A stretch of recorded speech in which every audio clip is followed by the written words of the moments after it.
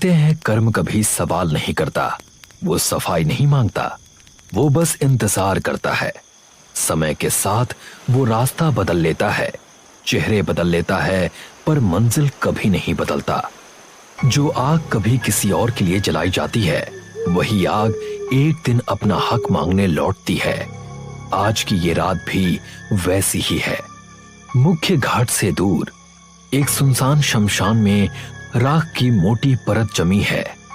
अधजली लकड़ियों के बीच एक चिता आखिरी सांसें ले रही है।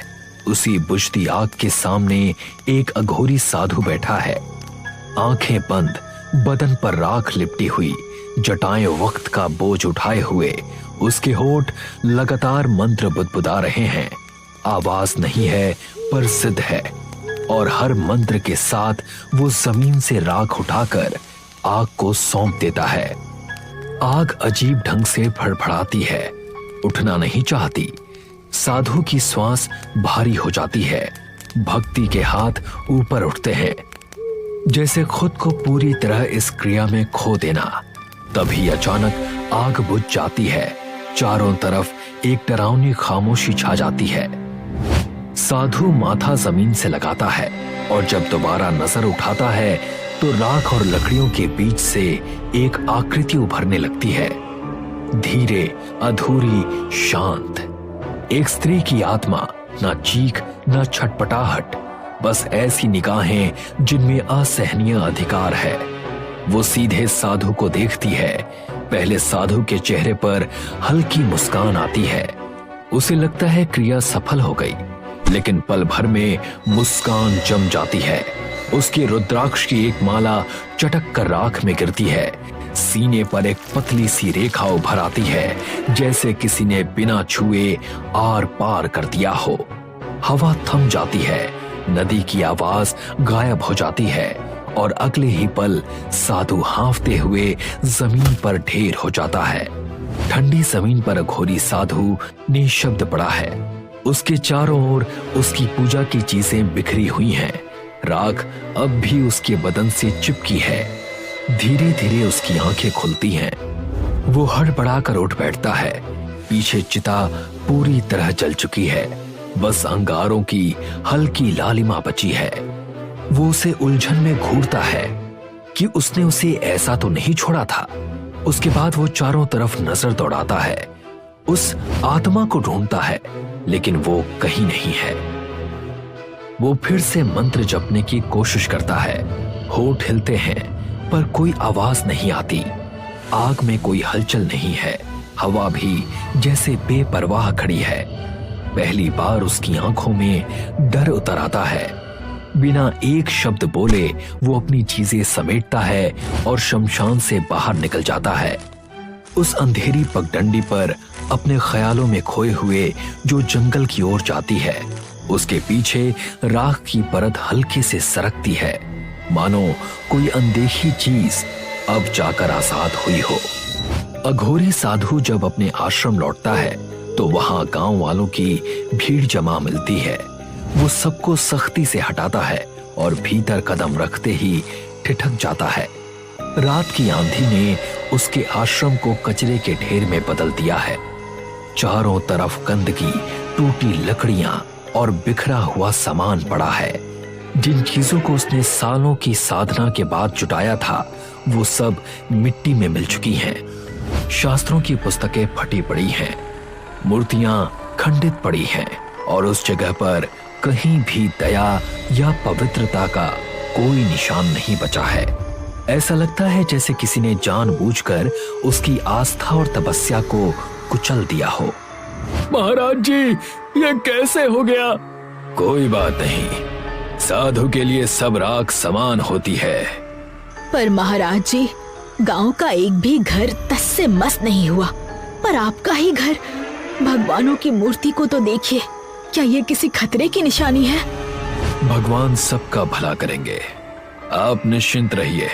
आप सब अपने घर को जाइए, मैं इसे देख लूंगा। गांव वाले उसकी बात से सहमत होकर एक एक करके वहां से चले जाते हैं। कुछ ही देर में अघोरी साधु पूरी तरह अकेला रह जाता है। वो चारों ओर फैली तबाही को चुपचाप देखता है। टूटी हुई चीजों और राख में बदले अपने आश्रम को निहारता है। फिर वो वहीं खड़ा होकर मंत्र जपने लगता है और धीरे से अपनी आंखें बंद कर लेता है। उस सन्नाटे में बस उसकी सांसों और अधूरी प्रार्थना की मौजूदगी रह जाती है। अघोरी साधु हवन कुंड के पास बैठा मंत्र का उच्चारण कर रहा है। मंत्र पूरा होते ही वो आदतन राख की एक चुटकी अग्नि में डालता है, लेकिन उसी पल आग बुझ जाती है। वो झटके से अपनी आंखें खोलता है। सामने खटी इस अनहोनी को देखकर उसकी सांस थम सी जाती है। ये क्या? ऐसा तो कभी नहीं हुआ। नहीं, ये घोर अनर्थ है। जिस वक्त वो इस बात पर सोच में डूबा होता है, उसी वक्त उसे एक बच्ची की हंसी सुनाई देती है। वो सिर घुमाकर जंगल की ओर देखता है और उसे दूर खड़ी एक बच्ची दिखाई देती है। कौन हो तुम? बच्ची खामोश रहती है। डरो मत, मैं तुम्हें कुछ नहीं करूंगा। कौन हो तुम? बच्ची अचानक मुड़कर जंगल की ओर दौड़ पड़ती है। साधु उठता है और उसका पीछा करता है, लेकिन देखते ही देखते वो पेड़ों के बीच गायब हो जाती है। वो चारों ओर ढूंढता है, पर कहीं उसका कोई निशान नहीं मिलता। जैसे ही वो अपने स्थान पर लौटने के लिए मुड़ता है, उसे एक फुसफुसाहट सुनाई देती है। अश्विनी। चौंक कर वो पीछे हटता है और जोर से चिल्ला देता है, कौन है तू? जंगल मानो उसके नाम से अनंत तक गूंजता रहा। हर दिशा से आवाज टकराकर लौटती रही। उस तीखी और बेचैन कर देने वाली आवाज को सहन न कर पाते हुए उसने अपने कान दबा लिए और डर से धड़कते हुए दिल के साथ जंगल से बाहर भागा। अघोरी साधु अंतिम संस्कार के घाट पहुंचता है और उसकी नजर उस लकड़ी के बोर्ड पर पड़ती है जिस पर हाल ही में उसी जगह पर दाह संस्कार किए गए लोगों के नाम लिखे हैं। उसी जगह पर जहां उसकी ध्यान साधना भंग हुई थी। जैसे ही वो नामों को पढ़ता है, उसे एहसास होता है कि जिस शव को वो जगा रहा था वो एक किन्नर थी, नाम अपराजिता। एक लहर सी उलझन उसके मन में फैल जाती है। अगर ये महिला अपराजिता थी तो अश्विनी कौन थी? ये सवाल उसके मन को घेर लेता है। वो उलझन में वहां से पलट कर चल देता है और पीछे रह जाता है बस रहस्य से भरा वो लकड़ी का बोर्ड। अघोरी साधु अपने बिस्तर पर बैठा पवित्र मंत्र जपने की कोशिश करता है, लेकिन उसका मन अचानक खाली हो जाता है। वो सब कुछ भूल जाता है। शब्द, मंत्र, भक्ति जैसे उसकी याददाश्त पर किसी ने पर्दा डाल दिया हो। ओम रीम श्रीम व ओम रीम ओम भूर्भुवः। उसकी आंखें अचानक खुल जाती हैं, तेज और चौड़ी हो जाती हैं और उसे तुरंत एहसास हो जाता है कि कुछ शुरू हो चुका है। डर उसकी आंखों में उतर आया, गला सूखने लगा। वो खड़ा होने की कोशिश करता है। वो मिट्टी के घड़े से पानी लेने जाता है, लेकिन चौंक कर देखता है कि घड़ा वहां से गायब है।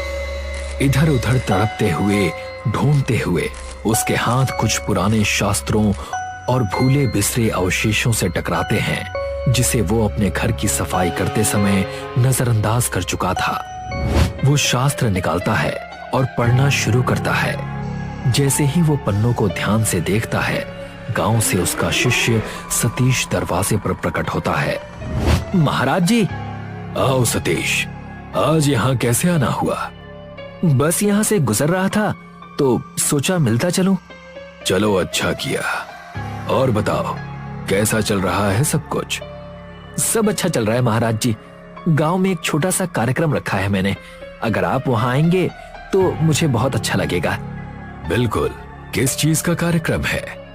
बस मेरी छोटी बहन की शादी तय हो गई है, तो उसी खुशी में आप जरूर आकर अपना आशीर्वाद दीजिएगा। हम अवश्य आएंगे। सतीश सिर हिलाकर सहमति जताता है और चुपचाप वहां से चला जाता है। शास्त्र वहीं पड़े रह जाते हैं। अघोरी साधु सचिन की बहन के समारोह में बैठा था, जहां गांव वाले इकट्ठा होकर खुशियां मना रहे थे। वो भीड़ से अलग बैठा चुपचाप सब देख रहा था। मंच पर एक छोटी लड़की गाना गा रही थी। उसकी आवाज नाजुक लेकिन आकर्षक थी और साधु ध्यान से उसे देख रहा था। अचानक उसे अजीब महसूस हुआ। समारोह की हंसी खुशी की आवाजें जैसे दूर हो गईं और चारों ओर अंधेरा उतर आया। चुप्पी में उसे हल्की ताली की आवाज सुनाई दी, अजीब तरह की, जैसे किन्नरों की ताली हो। उसकी आंखें फैल गई, दिल तेजी से धड़कने लगा और देखता है कि असल में ये गांव वाले हैं जो लड़की की प्रस्तुति पर ताली बजा रहे थे। थोड़ा सा डर उसके मन में बैठ गया था और वो तुरंत वहां से निकलना चाहता था। तभी वो देखता है कि उसके पास स्टील की काउंटर पर एक किन्नर की आत्मा खड़ी है और वो धीरे धीरे ताली बजा रही है। डर के मारे वो मुड़ा, लेकिन वहां कोई नहीं था। जब वो फिर काउंटर की ओर देखता है तो इस बार आत्मा गायब हो चुकी थी। ये जानकर कि कुछ असामान्य हो रहा है, उसने देर नहीं की और वहां से भाग गया। डर अब उसकी सोच पर भारी हो गया था। साधु जंगल में दौड़ता रहा, उसका मन यादों की उलझन में घिरा हुआ था। तभी उसके सामने अचानक एक झलक के रूप में पुरानी यादें उभरने लगी। अश्विनी, जो एक किन्नरों के समूह द्वारा प्यार और मार्गदर्शन के साथ पाली गई थी, मंच पर खड़ी होकर अपनी सुरीली आवाज में गीत गा रही थी। वो गांव वालों को अंधविश्वास पर विश्वास न करने और सभी धर्मों का समान आदर करने की शिक्षा देती थी। आप लोगों को ऐसे ही अंधविश्वास को बढ़ावा नहीं देना चाहिए। भगवान सबके होते हैं, उनके लिए हम सबकी आराधना बराबर है। साधु समाज उसकी प्रभावशाली उपस्थिति और जागरूकता से क्रोधित था। अश्विनी को डायन कहकर गांव वालों ने गहरी जंगल में खींच लिया। उसे जंजीरों में बांधकर साधुओं के घेरे के बीच बैठाया गया, जो मंत्रोच्चारण में व्यस्त थे। किन्नरों की मिन्नतें और अश्विनी की प्रार्थनाएं बेअसर रहीं। एक साधु ने बिना किसी दया के जलते हुए चंदन के टुकड़े से उसे आग के हवाले कर दिया। किन्नर क्रोध में तालियां बजाने लगती है, उसकी आवाज जंगल में गूंजती है और वो गांव वालों और साधुओं को श्राप देती है। तुम लोगों ने मेरी बच्ची की हत्या की है। ये किन्नर का श्राप इस गांव को निकल जाएगा, सब कुछ खत्म कर देगा। सतीश तनाव और चिंता में अपने पिता के पास गया और उन्हें पूरी बात समझाई। पापा, मंडप के बाहर एक बड़ा शॉर्ट सर्किट हो गया। जैसे ही उसके पिता उसकी ओर मुड़ते हैं और कुछ कहने ही वाले होते हैं कि तभी अचानक एक भयंकर विस्फोट पूरे क्षेत्र को एक ही दम में अपनी भयानक आग में घेर लेता है।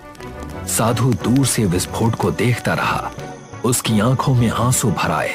डर के मारे वो पलटकर भागने लगता है। तभी उसकी राह में अपराजिता की आत्मा प्रकट हो जाती है। उसे देखकर वो घुटनों पर गिर जाता है, कांपते हुए दया की भीख मांगने लगता है। श्यामा देवी, मुझसे बहुत बड़ी भूल हो गई। हमने जो किया वो गलत था। हम इस हत्या के प्रायश्चित के लिए तैयार हैं। अपराजिता की आत्मा शांत हो गई। उसके चेहरे पर जीत की हल्की मुस्कान उभर आई। अपने हाथ उठाकर उसने साधु को हवा में उठा लिया और उसे उसी जगह की ओर खींचा जहां अपराजिता का अंतिम संस्कार हुआ था। जैसे ही वो बेबस हवा में खींचा जा रहा था, उसके शरीर से रुद्राक्ष की माला की मोतियां एक एक करके गिरने लगी। अंतिम रुद्राक्ष की माला शमशान के द्वार के ठीक सामने आ गिरी। एक भयानक ताकत के साथ अपराजिता ने उसे हवा में फेंक दिया और वो साधु सीधे उसी जगह पर गिरा जहां उसका दाह संस्कार हुआ था। बाकी सभी किन्नर वहां एक घेरा बनाकर खड़े थे। उनमें से एक ने उसी चंदन की लकड़ी के टुकड़े को आग में जलते हुए आगे बढ़ाया। अपराजिता उसे साधु की ओर उठाती है और साधु कांपते हुए दया की भीख मांगता है। नहीं, नहीं, मुझे माफ कर दो। नहीं। अपराजिता जलती हुई अग्नि साधु पर गिरा देती है और वो पूरी तरह जल उठता है। उसके चीखते स्वर हवा में गूंजते हैं और अचानक उस दृश्य के साथ जुड़ जाते हैं जिसमें बेरहमी से उन्होंने अश्विनी को जलाया था।